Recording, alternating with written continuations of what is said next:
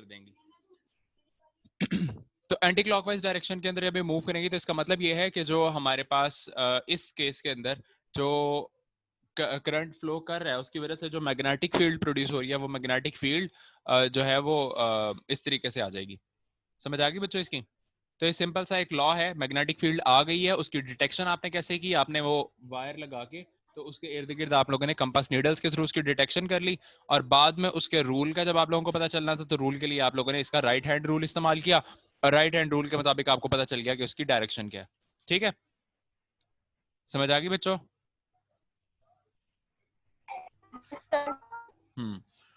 पहली बात जो हम लोगों ने की थी, इसका मैं आप लोगों को ना रूल्स के अकॉर्डिंग लेके चलूंगा।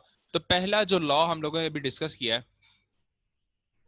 सबसे पहली चीज हम लोगों ने डिस्कस की, व्हेन करंट फ्लोज, तो उससे क्या होता है, मैग्नेटिक फील्ड, और मैग्नेटिक फील्ड को शो करते हैं बी से, magnetic field appears, magnetic field आ जाती है उस चीज के इर्द गिर्द। ठीक है, अब जो अभी जो दूसरा सेकंड में अब लॉ पढ़ाने लगा हूं वो इस तरह से है कि अब ये दोनों चीजें आपने लगा देनी है। पहले करंट था तो उसकी वजह से मैग्नेटिक फील्ड थी, अब आपने करंट भी प्रोवाइड करना है और मैग्नेटिक फील्ड भी प्रोवाइड करनी है, तो इस दोनों चीजों के प्रोवाइड करने से वहां पे एक फोर्स आ जाएगी। ठीक है, तो मैंने क्या कहा कि पहला लॉ ये था कि जब आप करंट प्रोवाइड करोगे तो मैग्नेटिक फील्ड ओरिजिनेट हो जाएगी। अब जब करंट और मैग्नेटिक फील्ड दोनों चीजें आप खुद लगाओगे, एक्सटर्नली आप खुद पुट करोगे, तो उसके अंदर फोर्स प्रोड्यूस हो जाती है। ठीक है, और वो फोर्स उस चीज को मूव करा देती है। समझ आई इस बात की? तो ये पहला लॉ भी मैंने आपको बता दिया, करंट फ्लो करेगा तो मैग्नेटिक फील्ड, और अगर करंट और मैग्नेटिक फील्ड दोनों आपने लगा दिए हैं तो इसका मतलब ये है कि फिर वहां पे एक फोर्स ओरिजिनेट हो जाएगी। तो अब किस तरीके से आपने देखना है, आपको ये एक एक्सपेरिमेंट बता रहा है। ये एक्सपेरिमेंट किस तरीके से बता रहा है, वो कह रहा है आपने दो कॉपर की रेल्स लेनी है। ठीक है, दो पटड़ियां सी लेनी है, लाइक दो एक इस तरीके से स्ट्रेट ऐसे फ्लैट किस्म की एक पटड़ी लोगे, एक और इस किस्म की लोगे। ठीक है, इन दोनों को आपने स्ट्रेट इस तरीके से यहाँ पे मूव करा देना है, लगा देना है स्ट्रेट। लगाने के बाद आपने इसके ऊपर इसके बाहर एक्सटर्नली यहाँ पे एक एनर्जी का सोर्स दे दिया है, यहाँ पे बाहर इसके अंदर यहाँ पे करंट फ्लो कर रहा है। ठीक है, और यहाँ पे ये जो बी लिखा हुआ है, बी का मतलब है मैग्नेटिक फील्ड। इसका मतलब ये है कि आपने एक मैग्नेट का पोल ऊपर की साइड पे लगाया हुआ है और एक मैग्नेट का पोल नीचे की साइड पे लगाया हुआ है। तो इसका मतलब ये है कि यहाँ पे इसके अंदर से मैग्नेटिक फील्ड भी पास कर रही है। ठीक है, तो करंट यहाँ से आपने प्रोवाइड कर दिया और इर्द गिर्द इसके अक्रॉस यहाँ पे यूं इस तरह से ऐसे यहाँ पे आपने लगा दी मैग्नेटिक फील्ड, जिसको हम लोगों ने बी से शो किया।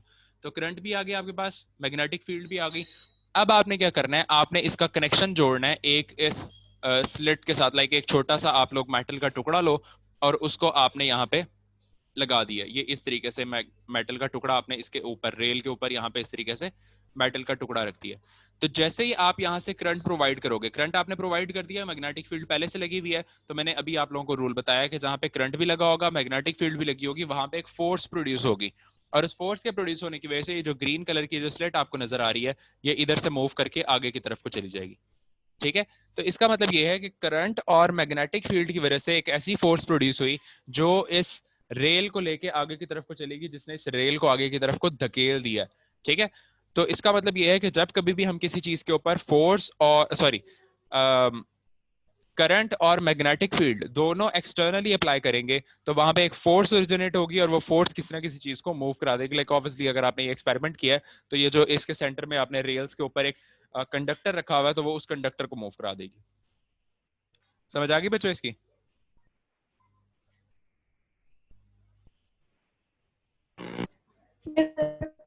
हम्म, तो खैर इस तरीके से ये अब एक लॉ है। अब इसका भी एक लॉ बनता है, वो आपको आगे इसकी डेरिवेशन छोटी सी बताएगा।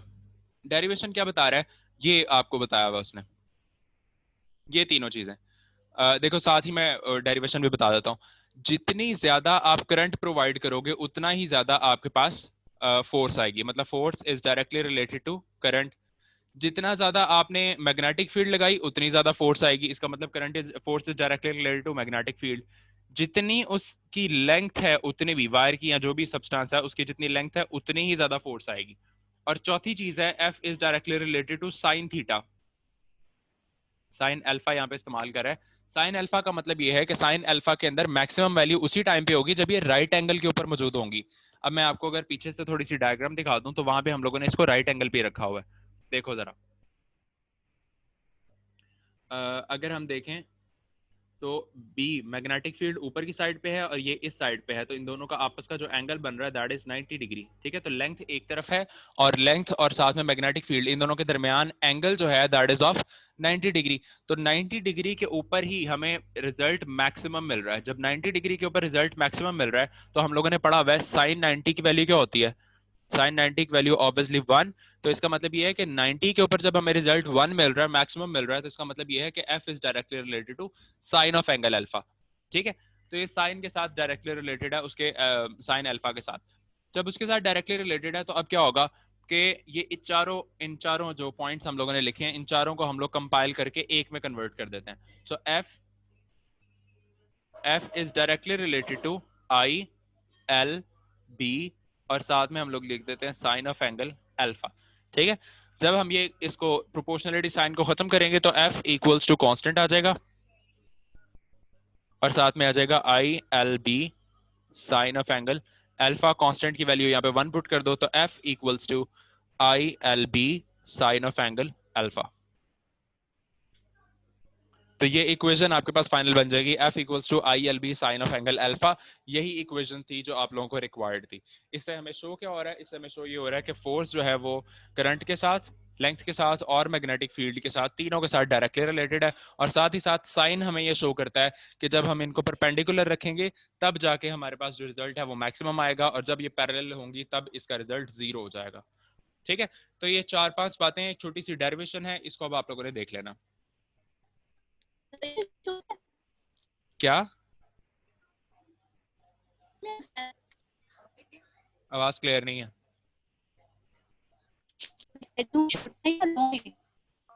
नहीं, शॉर्ट के अलावा भी वैसे तो यूजुअली शॉर्ट ही है, लेकिन फिर भी अगर लॉन्ग पूछ भी ले तो आप लोग सिंपल लिख सकते हो उसको।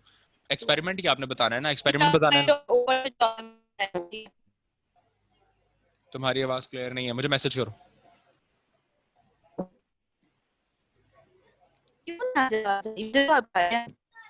तुम्हें मुझे नहीं ना आ रही तुम्हारी, मैसेज कर दो मुझे, मैं देख लेता हूँ भी। अच्छा जी, उसके बाद आगे f equals to I L B sine alpha, हम लोगों ने ये इक्वेशन तो डिराइव कर ली। अब इसके अंदर अगर हम देखें f equals to I L B sine of angle alpha, अगर ये हम लोग देख लें तो इसके अंदर क्या हो रहा है, हमें सारी क्वांटिटीज का तकरीबन पता है। अगर हम गौर करें तो इसके अंदर हम लोगों को फोर्स का भी पता है क्या चीज है, करंट का भी पता है क्या चीज है, लेंथ का भी पता है क्या होता है, एंगल तो ऑब्वियसली हमें पता है। लेकिन जो यहाँ पे बी आई है मैग्नेटिक फील्ड, ये वाली क्वांटिटी हम लोगों ने पहले नहीं पढ़ी भी। तो बी का यूनिट क्या होता है, बी होती क्या है, ये वाली सारी वैल्यूज हम लोगों ने निकालने के लिए इक्वेशन को इस्तेमाल करेंगे। इक्वेशन क्या है जी, इक्वेशन अभी हम लोगों ने लिखी हुई है f equals to I L B sine of angle alpha. तो साइन की वैल्यू तो जाहिर सी बात है हम लोगों ने 90 रखनी है, तो जो मेन इक्वेशन, मेन स्ट्रीम में जो हमारे पास इक्वेशन आती है वो आती है f equals to I L B, simple. ठीक है, मतलब एंगल अगर आपने 90 पुट कर दिया, थीटा अगर आपने 90 पुट कर दिया, तो इसका मतलब ये है कि f equals to I L B के इक्वल आ गया। अब f जब आई एल बी के इक्वल है तो इसके अंदर से हम लोगों ने इस b की वैल्यू निकालनी है। b की वैल्यू निकालने के लिए हम क्या करेंगे, f divided by I L कर देंगे, तो हमारे पास आंसर आ जाएगा बी का। तो मैग्नेटिक फील्ड की जब हमने वैल्यू निकालनी है तो हम फोर्स को डिवाइड कर देंगे आई और एल के साथ, लेंथ और लाइक करंट के साथ। फिर आगे आपको इस बी का वो यूनिट बताता है, यूनिट एक्सप्लेन करता है। तो बी का यूनिट जो है that is Tesla, TESLA, capital T से आप इसको रिप्रेजेंट करते हो, तो टेस्ला है ये। ठीक है, और टेस्ला किसके बराबर आएगा, हम लोगों को दिख रहा है, फोर्स का यूनिट क्या है, टेस्ला इक्वल्स टू फोर्स का unit Newton, divided by current का यूनिट क्या है, एम्पेयर, और साथ ही साथ आपको पता है लेंथ का यूनिट क्या है, तो मीटर। तो न्यूटन ओवर एम्पेयर मीटर, इसका मतलब न्यूटन एम्पेयर -1 मीटर इनवर्स, ये जो है ये हमारे पास टेस्ला की कन्वेंशन आ जाती है, tesla equals to newton ampere inverse metre inverse. ठीक है, तो इस तरीके से आप लोग इसकी टेस्ला की वैल्यू निकाल लेते हो, टेस्ला की डेफिनेशन निकाल लेते हो।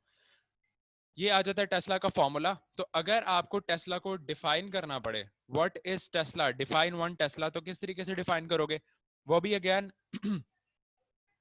इसी फॉर्मूले के तहत आप उसको डिफाइन भी कर लोगे।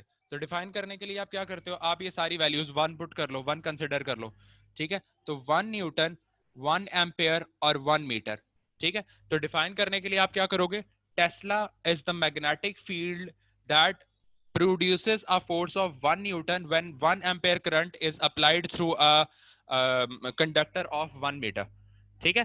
तो आपने इसी फॉर्मूले को एक्सप्लेन करते हुए इसकी पूरी डेफिनेशन कर लेनी है। When 1 newton force is produced on applying 1 ampere current on a conductor of 1 metre, तो जो आपकी मैग्नेटिक फील्ड बनेगी दैट विल बी 1 टेस्ला के इक्वल आ जाएगी ये, ठीक है। तो ये हम 1 टेस्ला को डिफाइन कर रहे हैं, 1 टेस्ला के इक्वल ही आ जाएगी, ठीक है।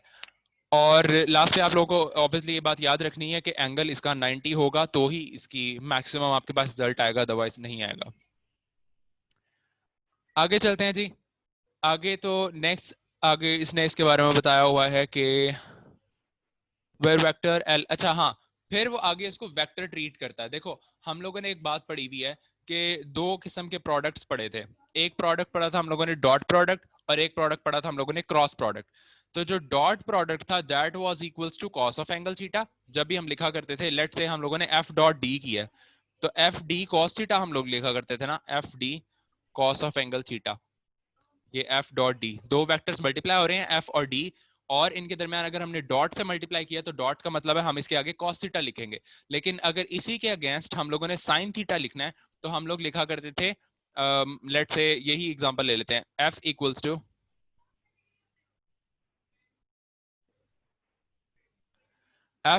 To I into L cross B.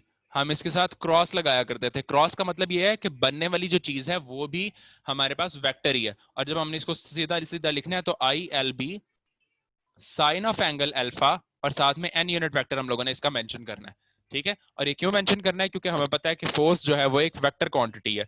तो जब दो क्वांटिटीज को मल्टीप्लाई कराने से आंसर हमारे पास एक स्केलर क्वांटिटी आ जाता है, वेक्टर नहीं आता, तो उसको हम कॉस से या फिर डॉट प्रोडक्ट से रिप्रेजेंट करते हैं।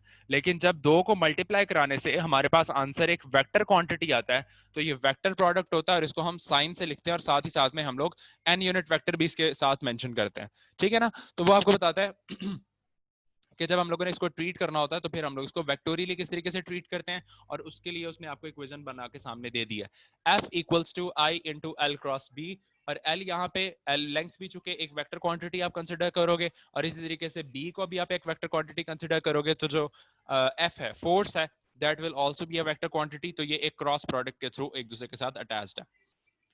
नेक्स्ट आगे हमारे पास आ जाते हैं ये इसकी कन्वेंशन। ये कन्वेंशन आपने याद रखनी है।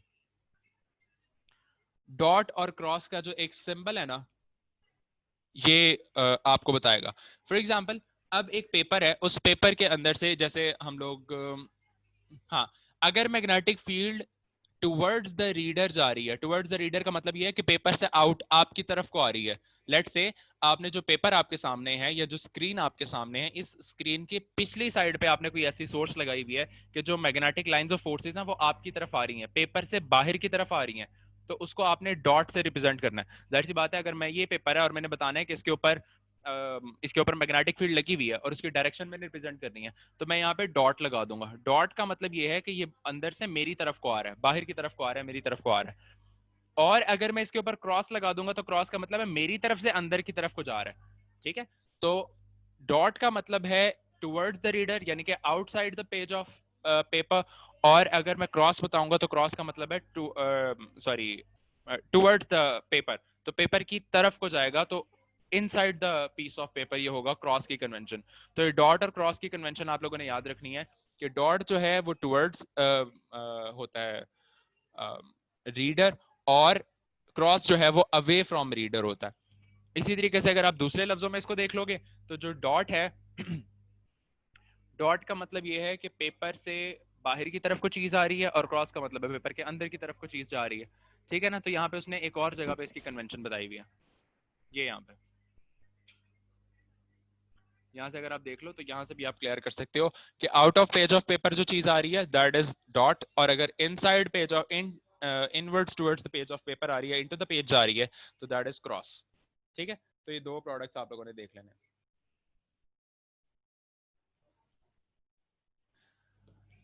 तो नेक्स्ट आगे क्या है जी, बस ये मेरे ख्याल है तकरीबन खत्म हो गया। In order to find the direction of force, हाँ फोर्स की डायरेक्शन फाइंड आउट करने के लिए आपने जो रूल इस्तेमाल करना है वो यहाँ पे उसने स्टार्ट में ही बता दिया। ठीक है, ये भी राइट हैंड रूल ही है। राइट हैंड रूल के अंदर आप लोगों ने क्या करना है, इसको स्ट्रेट अवे रखना है। सबसे पहले आप लोगों ने क्या करना है कि अपनी जो उंगलियां हैं उसकी डायरेक्शन आपने उसकी तरफ कर देनी है। जो आपकी जो फिंगर्स हैं उसकी डायरेक्शन आपने कर देनी है टुवर्ड्स मैग्नेटिक फील्ड। दूसरे नंबर पे आ जाएगा आपके पास करंट, तो करंट की तरफ आपने थंब कर देना है। और तीसरी तरफ जो फोर्स की डायरेक्शन होगी वो बनेगी पाम की डायरेक्शन, जो आपके हाथ की पाम की जो डायरेक्शन है वो फोर्स की डायरेक्शन बन जाएगी। ठीक है, तो बी जो है, बी इज मैग्नेटिक फील्ड। जो भी मैग्नेटिक फील्ड आपने लगाई हुई है उसकी डायरेक्शन के अंदर अपने राइट हैंड की जो फिंगर्स हैं उस तरफ कर देनी है। फिर करंट की डायरेक्शन की तरफ आप लोगों ने अपनी थंब को मोड़ देना है, और जो आपकी फिस्ट होगी, जो आपका हाथ होगा, जो आपकी पाम होगी, उसके अंदर से डायरेक्शन ऑफ फोर्स आपको पता चल जाएगी। ठीक है, तो इसके अंदर भी अगर आप देख लो तो इस डायग्राम के ऊपर आप लोगों ने ना अब मुझे अप्लाई करके बताना है ये वाला रूल। इस डायग्राम के ऊपर जब आप अप्लाई करके बताओगे मुझे रूल, तो आपने भी मुझे बताना है कि इसके अंदर से फोर्स की डायरेक्शन क्या है। वैसे तो सामने उसने लिखा हुआ है कि क्या डायरेक्शन है, लेकिन आप इजीली इसको कर सकते हो। समझ आ गई बच्चों? बस ठीक है, तो यहाँ तक अब ये आज का टॉपिक खत्म हो जाता है। एक सिंगल टॉपिक आज हम लोगों ने किया है, और कल इंशाल्लाह फिर मैग्नेटिक फ्लक्स डेंसिटी क्लियर कर लेंगे। ठीक है, 2 मिनट हैं आप लोगों के पास, रिलैक्स करो एकदम, बल्कि 4 मिनट हैं अभी इस मीटिंग के एंड होने तक। मैं मीटिंग एंड नहीं कर रहा, आप लोगों ने अगर कुछ पूछना है तो तब तक मुझसे पूछ लो।